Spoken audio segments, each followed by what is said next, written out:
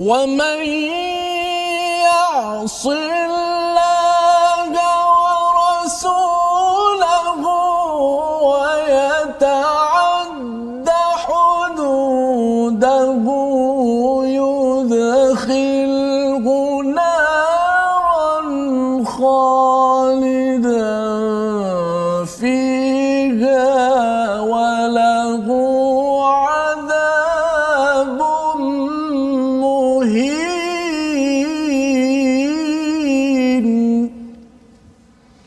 Assalamualaikum warahmatullahi wabarakatuh. Alhamdulillah wassalatu wassalamu ala Rasulillah wa ala alihi wa man wala syada la ilaha illallah syadana Muhammadan abduhu wa rasuluh. Allahumma salli ala sayidina Muhammad wa ala alihi wa sahbihi ajma'in. Amma ba'du. Apa khabar tuan-tuan dan puan yang dirahmati Allah sekalian?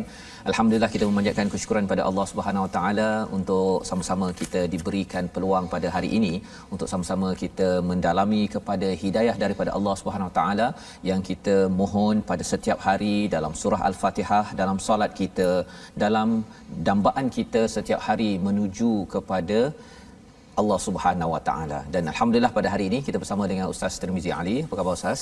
Baik, alhamdulillah. Ustaz Fazrul apa khabar? Ya, alhamdulillah Ustaz ya. Hari ini kita meneruskan kajian kita surah An-Nisa, surah yang keempat yang mempunyai banyak peraturan-peraturan, dan ini hadir selepas kita mengkaji surah Ali Imran dan juga surah Al-Baqarah. Ya, surah Al-Baqarah ini banyak peringkat juz pertama itu menyiapkan tuan-tuan saya sendiri Ustaz ya, tentang hati kita, ya, tentang hidayah, tentang bagaimana sikap kita tak nak jadi seperti Bani Israel, ya. Ada sekitar 17 muka surat itu menerangkan tentang manusia yang diberikan hidayah, dah diberi hidayah tetapi masih lagi membuat perangai, masih lagi degil. Perkara itulah yang sebenarnya mesej penting sebelum kita masuk kepada peraturan pada juz yang kedua, dan peraturan yang banyak-banyak cara ringkas itu diluaskan lagi, terutama bahagian kekeluargaan, tentang wanita, tentang harta anak yatim,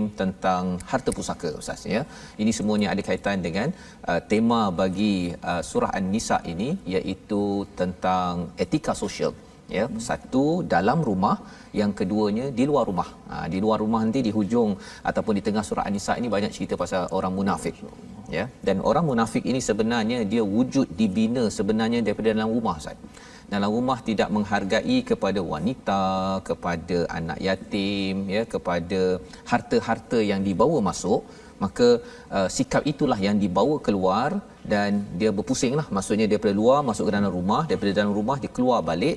Ini adalah mesej penting untuk sama-sama tuan-tuan yang di rumah kita baca Quran hari ini, kita share, tuan-tuan jangan lupa untuk kongsikan di Facebook, untuk sama-sama kita jadikan Quran ataupun My Quran Time ini sebagai satu aktiviti yang wajib sebenarnya, ya.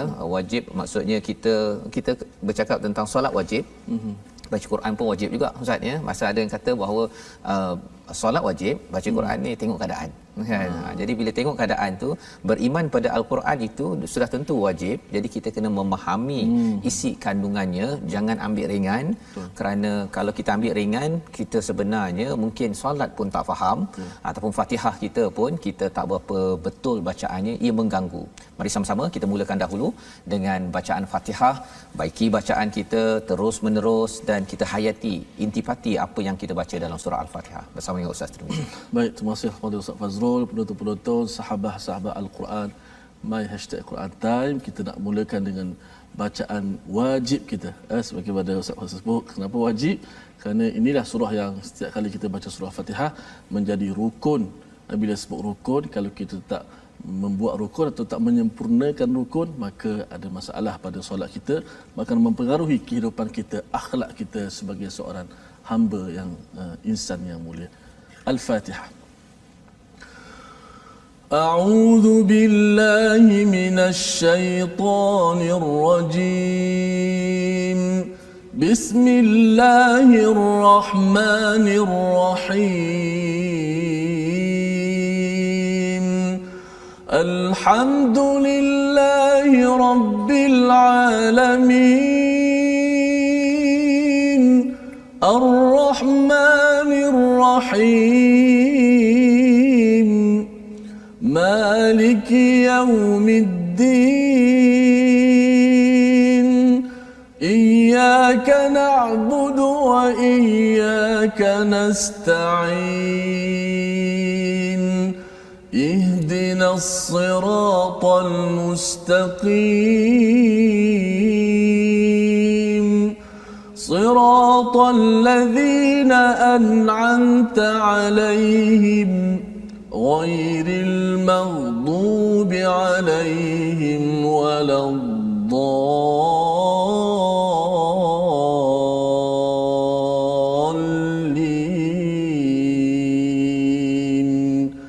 آمين. Amin ya rabbal alamin. Alhamdulillah kita membaca surah Al-Fatihah sebentar tadi untuk kita terus mendapat hidayah, kita memohon hidayah daripada Allah Subhanahu Wa Taala, dan hidayah itu jika kita terus membaca daripada surah An-Nisa ini, orang-orang yang mendapat yang mendapat jalan yang lurus, yang dikurniakan jalan yang dikurniakan pada orang yang mendapat nikmat, sudah tentunya menghargai kepada golongan wanita, menghargai golongan anak yatim, dan bercakap tentang dua perkara ini membawa kita kepada wasiat dan juga faraid. Wasiat ini maksudnya bila seseorang itu ada ingin memberikan hartanya kepada orang tertentu setelah dia pergi, dan dalam masa yang sama ada faraid. Fardu-fardu, bahagian-bahagian yang wajib diberikan pada anak, pada si isteri, pada si suami, pada ayah, ibu dan sebagainya, yang diperjuangkan oleh Allah Subhanahu Wa Taala. Kerana bercakap tentang wasiat ini, ia hanyalah 1/3 sahaja yang sah, dan selebihnya itu selepas hutang yang pertama, wasiat yang kedua, dan selebihnya itu adalah untuk fard ataupun faraid yang wajib diberikan mengikut peraturan. Apakah sebabnya? Itu yang kita nak belajar bersama pada hari ini. Jom kita lihat sinopsis bagi halaman ke-79, iaitu pada ayat yang ke-12 yang amat panjang itu menyambung kepada ayat 11 malam. Kita berbincang tentang ayat pewarisan dalam sebuah keluarga yang ada pasangan, ada isteri, ada suami, ada adik-beradik. Berapa bahagian yang difardukan, yang ditetapkan oleh Allah Subhanahu Wa Taala. Dan pada ayat 13 hingga 14 Allah membuat satu kesimpulan awal pada surah An-Nisa ini. Ketentuan-ketentuan Allah ini semuanya digelar sebagai hudud, sebagai had-had yang perlu diberi perhatian, dan ada balasan yang baik bagi siapa yang ikut, ada balasan yang besar bagi siapa yang derhaka kepada peraturan ini. Jadi perkara tentang faraid ini adalah satu perkara yang penting, fardu dari segi harta pusaka ini. Jom kita sama-sama menyambung pada ayat 12, satu ayat sahaja. Kita baca dipimpin oleh Ustaz Tirmizi Ali. Silakan Ustaz. Baik, terima kasih Fadil Ustaz Fazrul. Insya-Allah kita nak membaca sambungan Ustaz. Ayat berkenaan dengan pembahagian harta warisan ataupun harta pusaka, bagaimana Islam begitu menitik beratkan soal harta ini. Bukan kita mati begitu saja, bahkan kita meninggalkan harta yang Allah Taala ajar pula macam mana nak uruskan harta. Betul. Supaya kita tahu ataupun keturunan kita yang kita tinggalkan tidak lemah dan meminta-minta kepada orang dan sebagainya. Sebab tu kadang-kadang hari ini ibu bapa meninggalkan aset tanah untuk anak-anak, supaya anak-anak lepas dia meninggal ada harta, supaya tak meminta ataupun melakukan cara-cara yang tak elok, tapi ikut panduan daripada Allah Subhanahu Wa Taala. Jom sama-sama kita baca ayat ini, moga-moga menjadi panduan dalam kita nak membahagikan harta pusaka kepada anak-anak kita suatu hari nanti, insya-Allah. Ustaz, bila ayat berkenaan dengan pusaka ni bunyi dia lain sikit. Semalam Ustaz Tabizi kata, Ustaz Ji, hari ni ayat surah An-Nisa, dia kata apa? Lelah jugalah. Lelah maksudnya sebutan dia jarang kita temui. Jarang.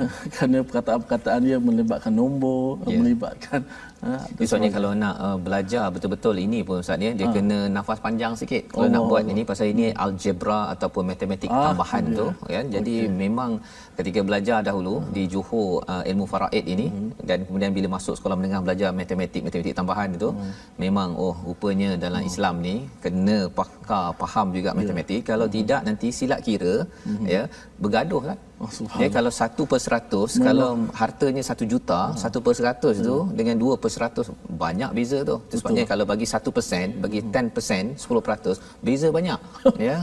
Itu kena bijak sikit berfikir tu kan. Matematik tambahan tu. Betul. Ayat ni susah, kalau kita boleh baca dengan baik ayat yang susah ni, ayat yang lain insya-Allah lah mudah insya-Allah. Baik. Sama-sama kita mohon Allah Taala permudahkan kita. A'udzu billahi minasy syaithanir rajim. ولكم نصف ما ترك أزواجكم إن لم يكن لهن ولد فإن كان لهن ولد فلكم الربع مما تركن من بعد وصية يوصين بها أو دين ولهن الربع مما تركتم إن لم يكن لكم ولد فإن كان لكم ولد فلهن الثمن مما تركتم من بعد وصية توصون بها أو دين وإن كان رجل يورث كلالة أو امرأة وله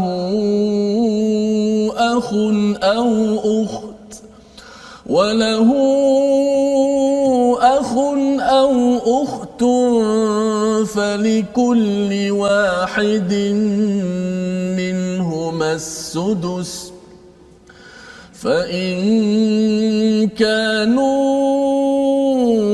أكثر من ذلك فهم شركاء في الثلث من بعد وصية يوصى بها أو دين غير مضار وصية من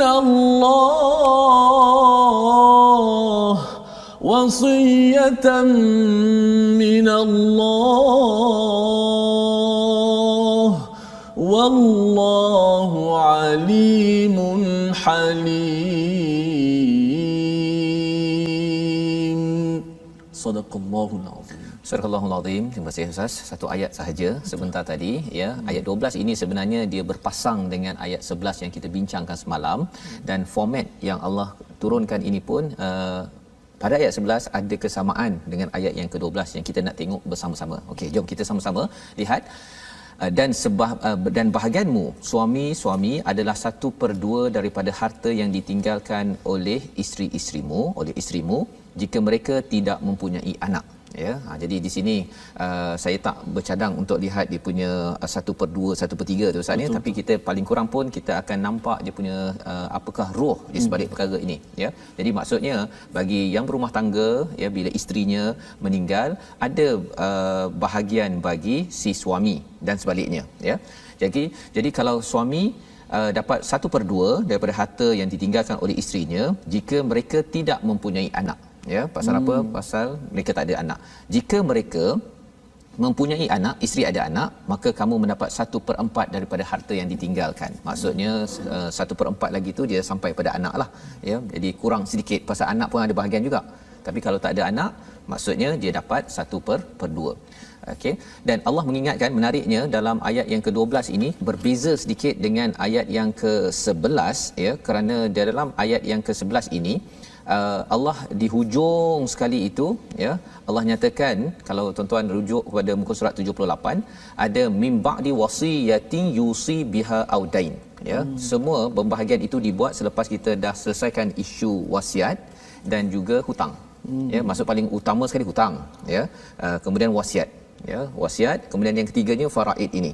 Jadi hutang perlu kena semak balik, kalau katakan si suami ke si isteri ke anak ke, semak hutang dia. check dengan bank balik, ya, pergi kepada AKPK ke Sitris ke apa semua istilah-istilah tu untuk kita tahu hutangnya ada ke tak, ya. Kadang-kadang mungkin dia tak beritahu, ya, tapi yang terbaiknya tuan-tuan ialah kalau boleh hutang kita tu dicatat dan diberitahukan, ada satu file ke, ada satu dokumen dalam komputer ke, hantar email kepada isteri ke, suami ke, apa sebagainya, untuk pastikan ada orang yang tahu pasal hutang kita. Pasal isu hutang ini adalah perkara yang berat. Sebagaimana kita dalam surah Al-Baqarah itu ayat paling panjang adalah berkaitan dengan hutang. Jadi hutang yang pertama, yang keduanya wasiat.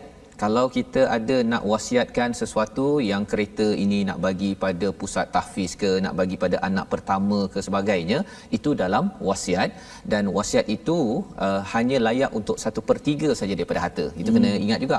Dah selesai hutang, okey, kemudian ada bahagian yang berbaki, 1/3 saja untuk wasiat, ya. 2/3 lagi untuk faraid. Maknanya wasiat 1/3. Kalau kita nak wasiat separuh tak boleh, Ustaz. Tak boleh. Saya nak wasiat kat anak saya, katakan separuh daripada harta saya. Tak boleh, ya. Itu 1/3 sahaja, ya. Ini ada perbincangan di kalangan ulama, ya. Pada hari ini kita ambil ringkas sahaja, untuk kita memahami perkara ini. Jadi kalau di dalam ayat yang ke-11 malam hanya sekali saja muncul peringatan Allah setelah uruskan faraid ini, okey, bahagian-bahagian ini selepas wasiat dan hutang. Tetapi bagi ayat yang ke-12 ini, Ustaz, 3 kali. 3 kali Allah ulang. Okey, mari kita tengok. Jadi bila dah suami tak ada anak, dapat setengah. Jika mereka mempunyai anak, isteri yang meninggal itu ada anak, maka kamu mendapat 1/4 daripada harta yang ditinggalkan setelah dipenuhi wasiat dan juga dibayar hutang. Pertama, ya. Kemudian sambung lagi. Para isteri memperoleh 1/4, ini isteri pula kalau suami meninggal, 1/4 daripada harta jika tidak mempunyai anak, ya. Jika ada anak maka dapat 1/8, kurang lagi, ya, kurang lagi. Pasal si isteri bukan wajib memberi nafkah. Yang wajib kalau dia berkahwin dengan suami baru, dia tetap juga dapat harta tu untuk dia, ya. Jadi dia dapat, kalau dia ada anak, suami tu ada anak, 1/8. Diingatkan lagi sekali, setelah dipenuhi wasiat yang kamu tinggalkan atau dibayar hutang. Maksudnya dua itu perlu diberi perhatian. Jika seseorang, sambung lagi, jika seorang meninggal, baik lelaki yang maupun perempuan, yang tidak meninggalkan ayah dan tidak meninggalkan anak, tetapi mempunyai seorang saudara lelaki atau seorang saudara perempuan, maka bagi masing-masing saudara itu 1/6, ya, daripada harta. Jika saudara seibu itu lebih daripada seorang, maka mereka bersama-sama dalam bahagian yang 1/3 itu setelah dipenuhi wasiat dan hutang. 3 kali, Ustaz, ya. Jadi pembahagian tadi itu, kalau katakan ada anak, suami ada anak, suami tak ada anak, ya, isteri ada anak, tak ada anak, dan juga kalau ada akhun ataupun ukht, ada saudara lelaki ataupun saudara perempuan sebapa, seibu, itu semuanya ada bahagian, ya, masing-masing. Jadi perkara ini kita kena faham secara komprehensif, pasal bila bercakap tentang 1/2, 1/3, 1/6 ini, dia melibatkan peratus, Ustaz, ya. Ya. Jadi kalau peratus, dia mestilah dia kalau matematik ini, dia akhir sekali harta itu 100%. Tak boleh pula harta itu jadi 200% ke ataupun 160 bahagian ke, tak mungkin, ya. Dia mesti 100%. Jadi bila kita buat matematik tambahan ni, algebra ini, kalau kita kali-kalikan, dia akhirnya apa yang berlaku ialah dia boleh sampai 100, 200, 160 bahagian, ya. Tapi bahagian 160, tapi dia masih lagi 100%. Jadi ini yang perlu kita beri perhatian. Jadi 3 perkara ataupun 3 kali Allah ulang tadi itu, mengapa?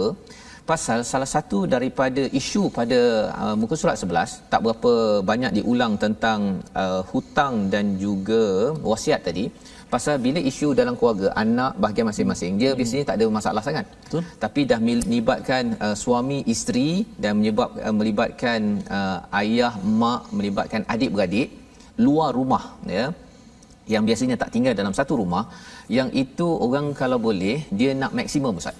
Maksimum. Dia kalau boleh dia tak nak selesaikan hutang si mati, ataupun kalau katakan si suamilah, ya, si suami itu meninggal, ada wasiat. Kalau boleh adik-beradik dia ke orang luar rumah dia tak nak tahu pasal wasiat tu. Pasal bila wasiat, kalau dapat pada orang luar rumah, okey. Tapi kalau dapat orang dalam rumah, contohnya ada 100,000 lah, Ustaz, ya. Bila dia wasiat 30,000, dah kurang dah. Jadi 70,000 itu yang baru dibahagi-bahagikan pada orang luar rumah. Dan biasanya ini melibatkan pergaduhan. Pergaduhan pasal apa? Tak nak uruskan hutang dia tak nak tahu, aku tak nak tahu, yang aku tahu aku nak bahagian aku.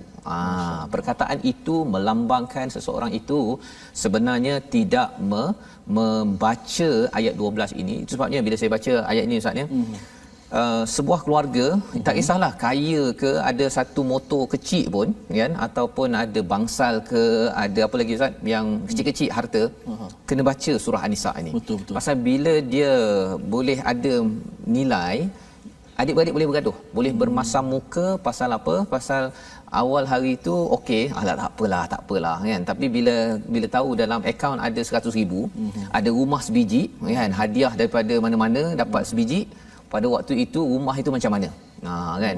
Jadi rumah itu akan dinilai.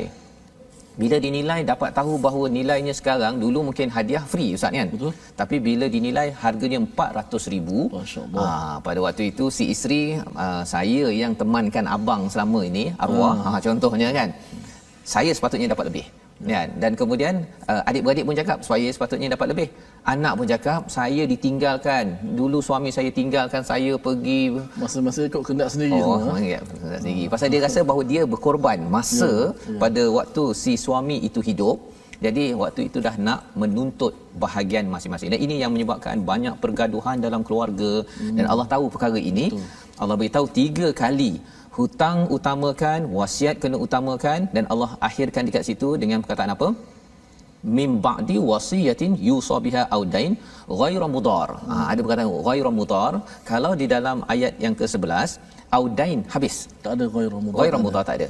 Tapi di sini ada ghairu mudar. Salah satu maksud jangan sampai mudarat itu, satu wasiat, jangan sampai dia nak mengambil manfaat ya, yang diterjemahkan ataupun dibahaskan oleh ulama. Satu mudar itu sehinggakan wasiat itu mengurangkan bahagian orang tertentu.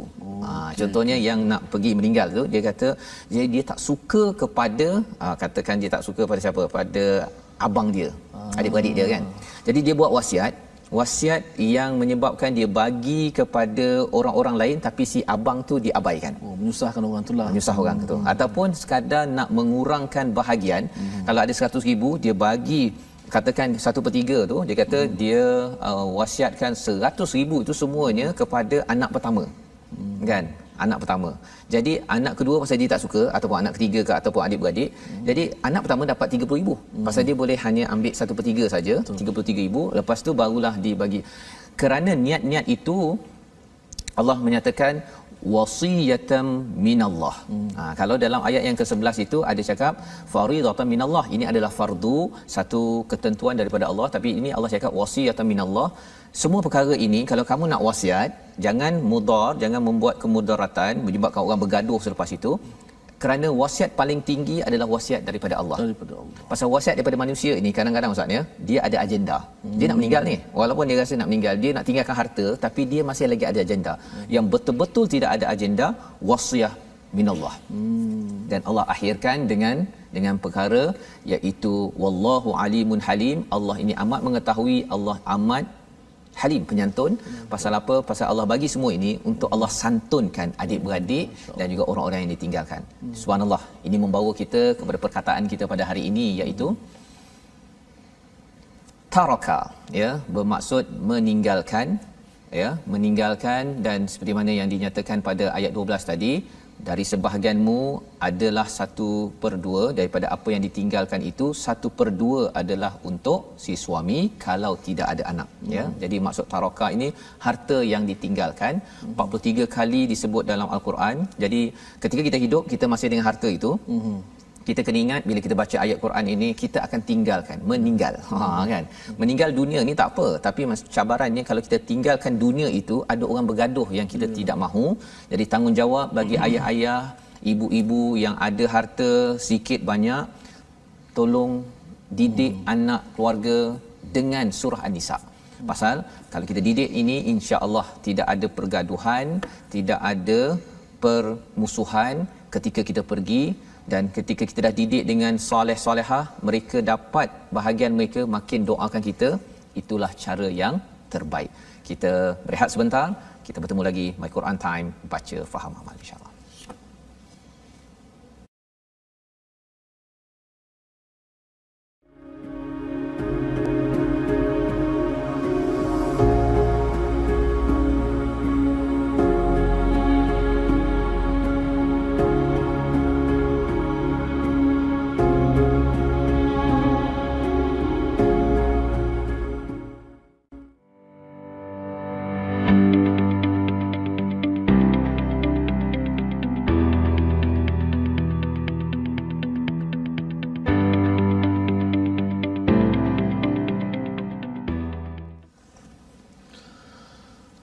wasiyatan minallah wallahu alimun hakim. Inilah wasiat daripada Allah dan Allah Taala Maha mengetahui dan Maha menyantun. Alhamdulillah, terima kasih kepada semua penonton-penonton My Quran Time yang sentiasa istiqamah bersama dengan kita. Hari ini silibus kita cukup mencabar berkenaan dengan ilmu faraid yang sebenarnya memang tak ramai di kalangan manusia-manusia ini mendalami ilmu faraid, dan kita dianjurkan untuk belajar ilmu ini agar tadilah sebagaimana Ustaz Faz sebut, maknanya apa yang saya faham tadi, perkara pertama yang kita lakukan selepas si mati meninggal ialah cek hutang dia dulu.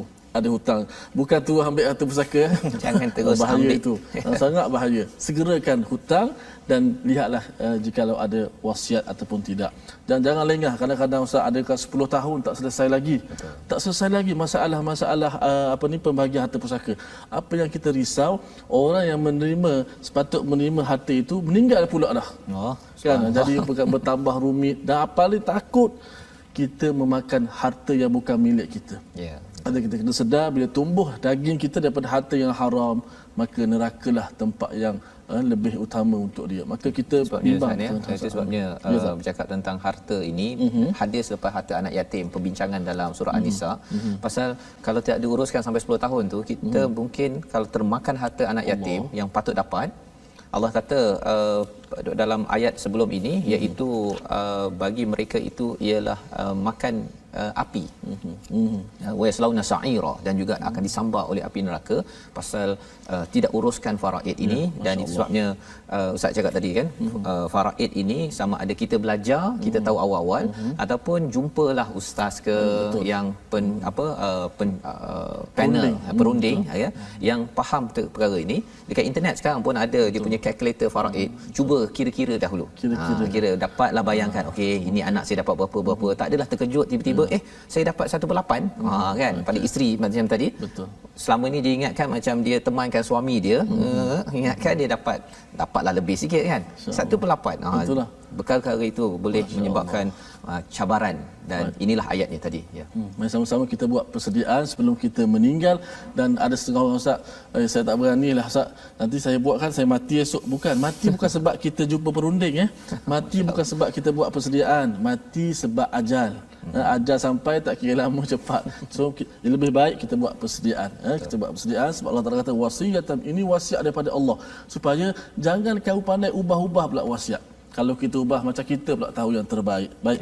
Kita nak ajak semua sahabat bergabung di platform rasmi kita, Facebook, akaun Facebook Al-Quran, Sahabat Al-Quran, #Quran Time. Dan yang kedua, #Quran Time, YouTube, #Quran Time Official, Instagram, Quran Time Official. Baik, kita nak sentuh sedikit berkenaan dengan ilmu tajwid, rumusan setelah kita dah belajar semua huruf-huruf hijaiyah, 19 huruf itu, dan kita nak ringkaskan 5 makhraj utama. Kita ada makhraj halqum, yang kedua makhraj lidah, ketiga makhraj mulut ataupun 2 bibir, dan yang keempat al-jauf, dan seterusnya ialah makhraj al-khayshum. Boleh kita tengok dekat skrin kita, makhraj al-khayshum pada hari ini terhasil keluar daripadanya bunyi gunnah. Bunyi dengung, suara sengau tu. Suara dengung gunnah itu tempatnya di mana? Tempatnya adalah di hidung. Fokus tu, nampak tak ada gelombang wave tu? Itulah tempat keluarnya suara gunnah. Tengok contoh tu. Falahun, tengok nun sabdu. Falahunna thumunu mimma taraktum. Dengar mim, suara tu di mana tu? Suara tu keluar daripada rongga hidung kita. Ingat di mana tempat gunnah? Tempat gunnah ialah di hidung. So sidang penonton, sahabat-sahabat Al-Quran, di tangan saya ni ialah gambar gigi, gambar lidah. Saya nak tunjuk, nak guna ni sebenarnya. Kan sahabat saya Ustaz Tamizi dah guna, tapi hari ni tak boleh guna sebab makhraj hari inilah makhraj di hidung. Di hidung. Hidung tak ada lagi, tapi hidung tak apa, tak perlu cari prop lah. Kita pakai ini cukup. Okey, contoh saya beritahu huruf nun. Kita belajar huruf nun di mana? Mim lah, mim bibir. 2 bibir kan? Ma, mi, mu. Bila kita sebut huruf mim, Makhraj di mana? Di bibir. Kita rapatkan dua bibir. Tapi sifat gunnah itu di mana? Sifat gunnah mim itu datang di hidung. Tak percaya cuba sebut. Amma. Mim sabduat. Guna bibir. Pada masa sama kita guna bibir. Pada masa yang sama juga serentak juga suara gunnah itu keluar di bahagian hidung. Maka saya tunjuk hidung saya lah. Sebab sini tak ada hidung. Sini mulut saja. InsyaAllah alat ini akan membantu kita untuk memahami. Walaupun kita ambil sedikit demi sedikit, saya rasa itu lebih bagus, lebih mudah kita fahami. Dipersilakan ke kanda saya. Terima kasih Ustaz Tirmizi. Hari ini ada kaitan dengan hidung Ustaz ya. Hidung. Jadi maksudnya kalau sebelum ni ada di Facebook kata gigi penting, hidung pun penting Ustaz ya. Hidung penting. Jadi ada kesan kalau Ustaz? hidung sumbat Ustaz. Hidung sumbat, dua-dua sumbat. Allah, tak boleh nak baca. Tak nak baca Ustaz. Tersekat. Tak keluar sebab apa? Hidung kita sumbat. Sepatutnya gundah tu keluar dekat hidung. Tapi bila dah tersumbat, maka tak keluar bunyi sengau tu. Masya-Allah. Dan kadang-kadang baca pun macam dia tak selesa Ustaz kan. Disebabkan kena berdengung tapi rupa-rupanya pasal sumbat ataupun tak selesa menyebabkan bacaan tu tak rasa ya. Maka itu adalah kepentingan hidung pula pada hari ini untuk kita sama-sama ketika membaca ada dengung gunnah yang kita belajar sebentar tadi. Baik. Jadi kita menyambung Ustaz. Tadi Allah menyatakan tentang apa bahagian-bahagian kalau suami isteri pergi dahulu meninggalkan anak, tak ada anak, ada adik-beradik, maka di ayat yang ke-13 14 ini kita akan diingatkan oleh Allah Subhanahu Wa Taala kalau ada yang memandang enteng, memandang rendah pada apa yang telah diberi wasiat daripada Allah tadi, ada dua peringatan. Jom kita baca ayat 13 dan ayat yang ke-14. Baik, seperti ayat sebelum ni, saya ayat 13 berkenaan dengan orang-orang yang ada hudud, ada border dia. Kemudian orang yang taat syurga, orang yang tak taat saya ringkaskan maksiat neraka. Ayat 13 saya akan baca dengan ayat syurga dengan ayat yang seronok. Mudah-mudahan kita di kalangan mereka, iaitu lagu Tarannum Jiharkah, dan ayat ke-14 saya cuba untuk baca Tarannum Hijaz supaya mudah-mudahan dapat kesedaran daripada kita semua. أعوذ بالله من الشيطان الرجيم تلك حدود الله ومن يطع الله ورسوله يدخله جنات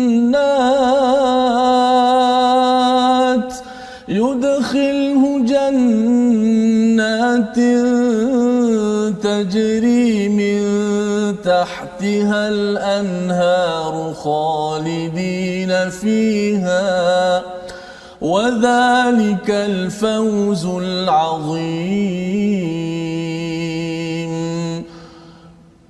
ومن يعص الله ورسوله ويتعد حدوده يدخله نارا خالدا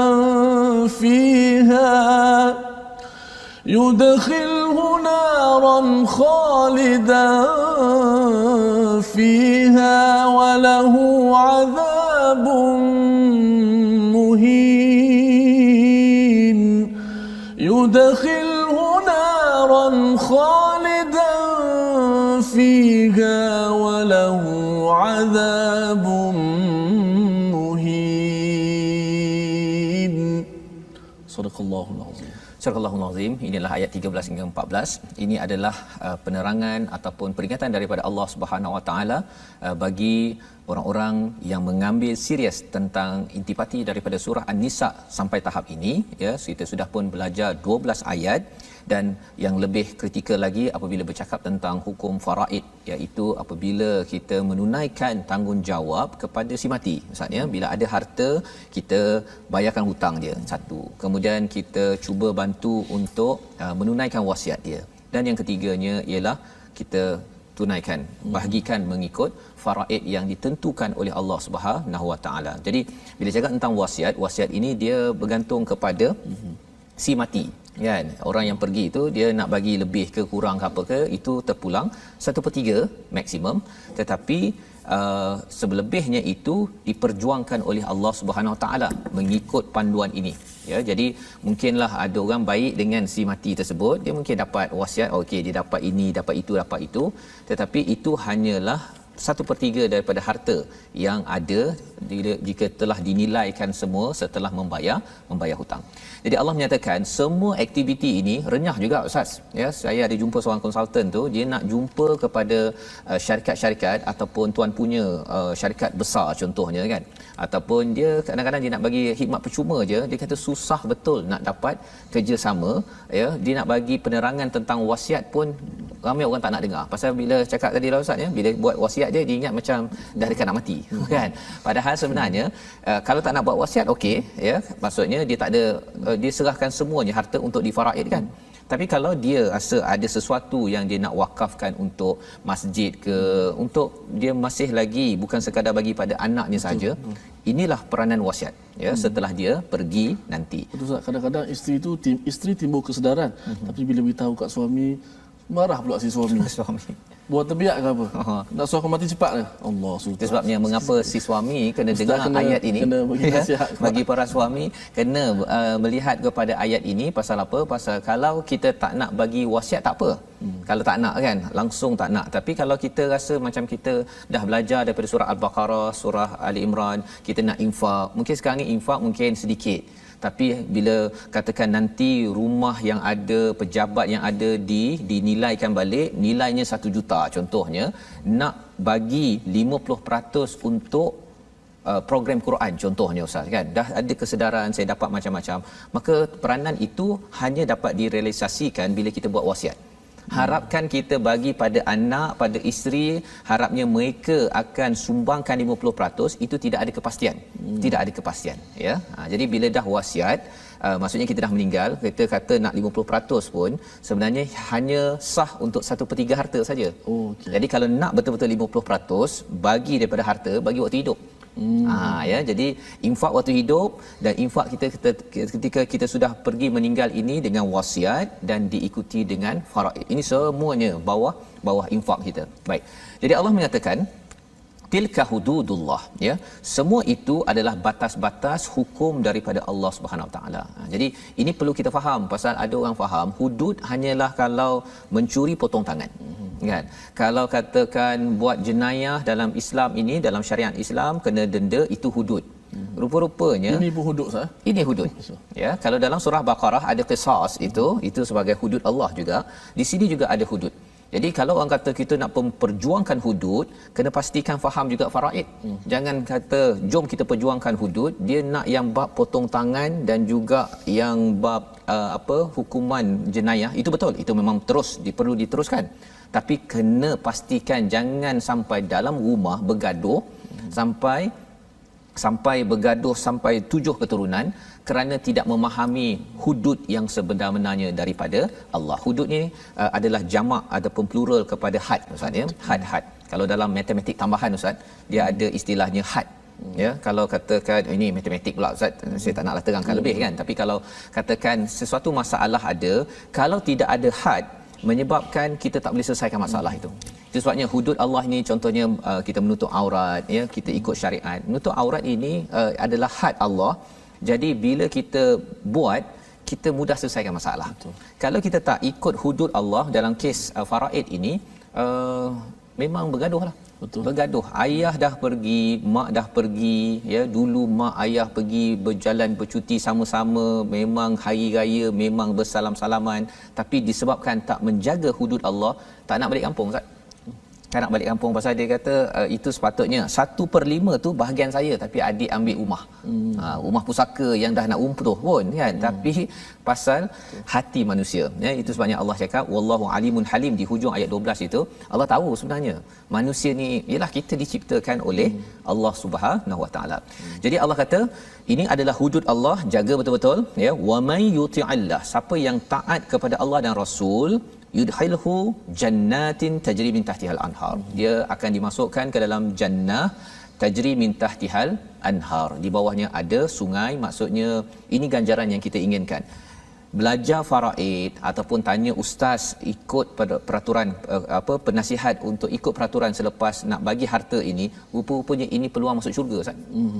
Peluang masuk syurga, dapat syurga yang luas ya, ada sungai di bawahnya, kekal di dalamnya. Lebih berharga lagi daripada harta pusaka yang tadi itu ya. Tetapi kalau dengan harta pusaka menyebabkan bergaduh, boleh ada orang sampai berbunuh Ustaz. Ada orang yang berbunuh pasal dia bunuh salah seorang, nanti katakanlah ya, katakan saya pernah main kalkulator faraid tu, kalau katakan tak ada anak ya, maksudnya dia dapat kepada adik-beradik si mati.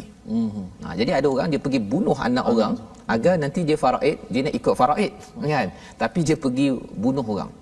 Yang itu sebenarnya dapat harta dapat harta sikit, tapi rupanya dekat sana tak dapat syurga yang khalidina fiha wa dzalikal fawzul azim. Ini adalah fauz. Apa maksud fauz? Fauz ini adalah kita dapat ganjaran yang baik, tercegah daripada perkara yang tidak baik, yang amat hebat daripada Allah. Pasal apa? Dapat syurga. Ya, dapat syurga, lepas tu jumpa pula dengan ayah, mak, dengan bahagia di sana. Subhanallah. Inilah ganjaran kerana belajar faraid ataupun kita mengambil berat tentang wasiat, hutang dan juga faraid ini sendiri. Tetapi Allah ingatkan sekali lagi pada ayat yang ke-14, wa may ya'sillah. Perkataan ini amat menarik Ustaz ya. Ya'si. Siapa yang derhaka, siapa yang tidak ikut faraid ini, dia buat maksiat. Ingatkan maksiat itu kalau menipu ke, katakan mencuri ke, merompak Ustaz ya, rupanya tak belajar faraid, ikut faraid yang sebenar-benarnya ini ketika membahagikan harta. Belajar tu mungkinlah kita faham tak faham Ustaz ya. Tapi kalau kita rasa tak tahu, kita tanya ustaz, boleh tak tolong ataupun peguam ke panel syariah ke kan, tolong nasihatkan. Kalau tak buat, itu tandanya kita membuat maksiat. Cabarannya apa Ustaz? Khawatir kalau dah bagi-bagi itu, kita ambil harta itu, maksiat tu berpanjangan.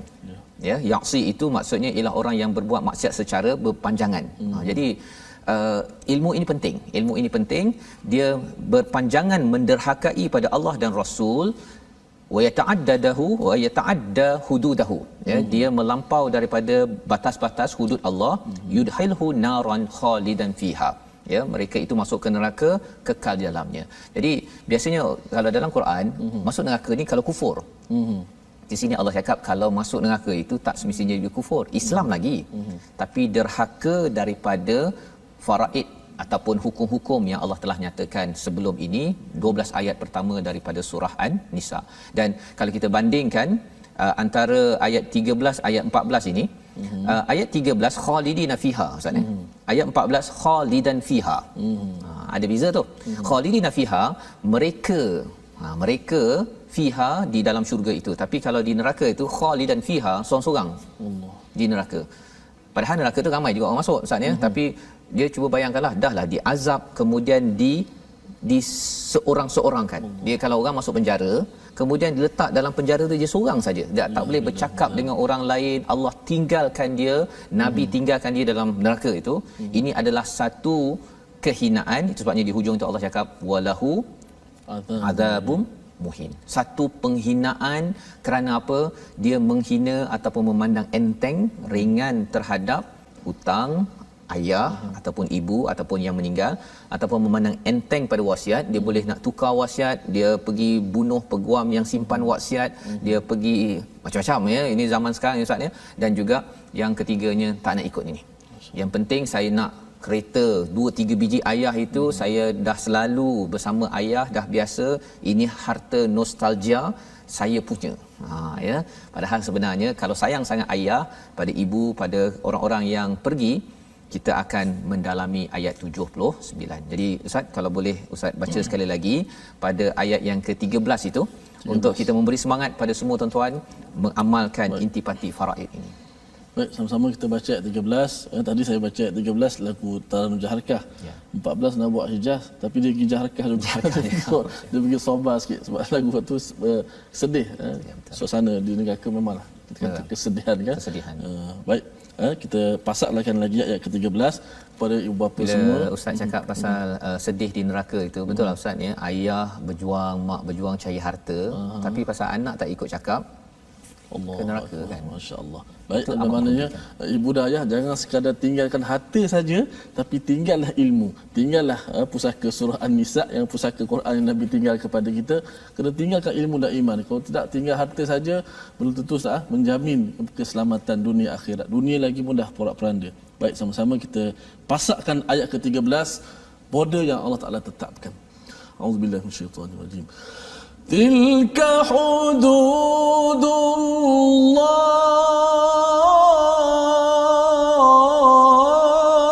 الله ومن يطع الله ورسوله يدخله جنات تجري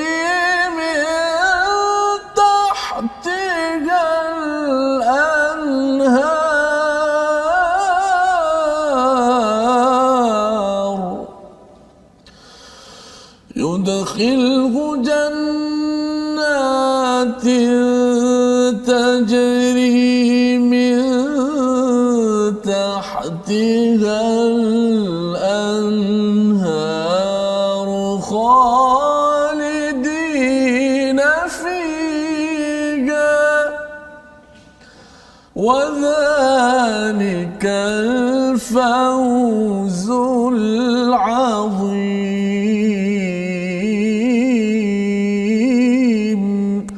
صدق الله العظيم. Surah Al-Azim ayat 13 ini mengingatkan kepada kita hudud Allah yang perlu sama-sama tuan-tuan sekalian kita perjuangkan dalam rumah kita. Kita didik hudud ini macam mana dengan kita mendidik dengan surah An-Nisa bagi ahli keluarga kita, dan juga kita kalau tak faham macam mana 1/6 1/8 ini, kita jemput ya kepada orang yang pakar, beritahu apa akan berlaku kepada harta kita, kepada anak beranak kita, kepada saudara kita, agar mereka tahu bahawa sebenarnya ini adalah hudud Allah Subhanahu Wa Taala selain daripada hudud-hudud yang lain. Dan kalau ada yang kata ustaznya, kalau saya kata tak apalah ustaz, kalau macam tu saya pasal tak nak makan harta terlebih, jadi tak apalah saya halalkan. Saya halalkan. Bolehkah? Boleh, tak ada masalah ya. Halal. Tetapi cabarannya ialah jangan sampai kita menyerahkan pengurusan harta ini sehingga kan kita tak nak ambil, kita istilahnya tak nak ambil pot ustaz. Tak apalah saya tak perlukan, saya dah ada duit, saya tak nak harta pusaka. Tetapi kita pun kena terlibat dalam perbincangan adik-beradik tentang harta pusaka. Khawatir nanti kita tak nak ambil pot, tapi adik-beradik lain pasal kita tak nak ambil satu bahagian itu pula yang digaduh-gaduhkan. Yang digaduh-gaduhkan, ataupun yang ini nak ambil sepatutnya 1/3, dia ambil sampai 1/2, yang ini sepatutnya 1/8, dia ambil 1/4 contohnya. Jadi kalau kita nak infakkan tak ada masalah, tetapi perjuangkan dahulu faraid ini ya, dah dapat lepas tu nak bagi ke, nak sedekah ke apa sebagainya, tak ada masalah. Tetapi kita perlu memperjuangkan, jangan duduk diam. Kerana apa? Kerana ia adalah hudud Allah yang perlu diperjuangkan untuk kita menempah syurga yang Allah nyatakan sebentar tadi. Wa dzalikal fawzul azim. Membawa kita kepada resolusi kita pada hari ini. Mari sama-sama kita perhatikan. Yang pertama, kalau kita ingin mendapat syurga, daripada ayat yang ke-13, ambil berat mengenai hukum harta pusaka ya, perjuangkan, jangan ambil enteng. Yang pertama. Yang kedua, elakkan derhaka kepada Allah kerana memandang remeh bab harta pusaka pengurusannya, kerana ia boleh membawa kepada makan harta anak yatim dan pelbagai dosa dalam kehidupan keluarga kita. Dan yang ketiga, fahami hukum harta pusaka. Tuan-tuan boleh belajar, cari ustaz, cari penceramah, penasihat untuk memahami perkara ini. Kita sama-sama doa ustaz untuk kita dijaga Allah. Baik, terima kasih Ustaz Fazrul. Sama-sama kita berdoa mudah-mudahan kita meninggalkan berzuriat keturunan yang soleh walaupun mereka tidak ada harta, tapi ingatlah di sana wa huwa yatawallas salihin. Allah Taala akan melindungi orang-orang yang soleh, memberi rezeki kepada mereka. Semoga harta kita menjadi harta yang berkat insya-Allah. Bismillahirrahmanirrahim. Alhamdulillahi rabbil alamin, wassalatu wassalamu ala asyrafil anbiya'i wal mursalin wa ala alihi wa sahbihi ajma'in. Ya Allah Tuhan kami, Engkau kurnialah kepada kami harta yang berkat ya Allah. Ya Allah, Kau kurnialah kepada kami harta yang berkat lagi halal ya Allah. Ya Allah, kurnialah kepada kami anak-anak yang saleh ya Allah. Kurniakanlah kepada kami keberkatan kepada harta dan anak kami ya Allah. Ya Allah, kurnialah kepada kami apa-apa yang Kau kurniakan kepada kami, berkatilah akannya ya Allah. Ya Allah, janganlah kalau jadi anak-anak kami dan harta-harta kami sebagai fitnah kepada kami ya Allah. Jauhkanlah kami daripada harta yang haram ya Allah. Ya Allah, Kau jauhkanlah kami daripada harta yang haram ya Allah. Jadikanlah keturunan yang kami tinggal ini sebagai keturunan zuriat yang mereka yang saleh, yang mengikut petunjuk Al-Quranul Karim. Walhamdulillahirabbil alamin. Amin amin ya rabbal alamin. Terima kasih ucapkan pada Ustaz Tirmizi. Kita doakan agar Allah membina keluarga kita dengan kesedaran yang mantap berkaitan dengan harta pusaka sebentar tadi sebagai hudud Allah, dan inilah kesedaran dalam kempen wakaf untuk ummah, satu usaha tuan-tuan menyumbang agar Quran ini dapat diedarkan mushafnya. Lebih daripada itu, intipatinya itu dapat ditatap, dipelajari agar masyarakat sedar tidak menghasilkan masyarakat yang suka bergaduh ketika menguruskan harta pusaka. Kita insya-Allah bertemu dalam ulangan pada jam 5, pada jam 10 dan 6 pagi. Insya-Allah kita bertemu lagi pada halaman yang seterusnya. Rancangan ini dibawakan oleh Mofaz. Mendoakan tuan-tuan terus menjaga faraid dengan cara yang terbaik. My Quran Time, baca, faham, amal insya-Allah. Assalamualaikum.